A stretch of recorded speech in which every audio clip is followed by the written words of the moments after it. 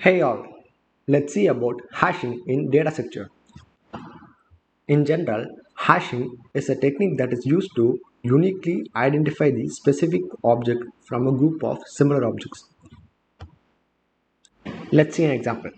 Consider government wants to view a data of a specific person. In a traditional way, it's really hectic to retrieve the data of a specific person.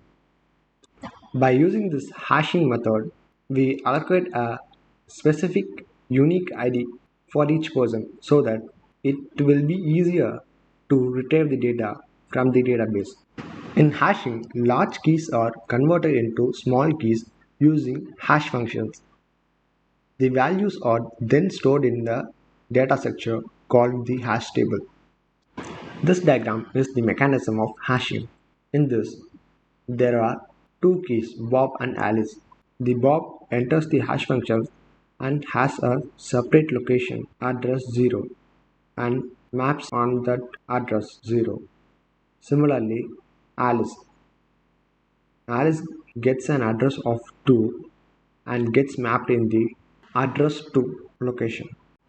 The time complexity of hashing is order of 1 just because we have only one target data test. And if this video gets 100 likes and above, I can make the programming implementation of hashing. What is a hash table? If you know the answer, please do mention in the comment section. Lastly, thanks for watching the video. Subscribe to my channel, which is actually free of cost.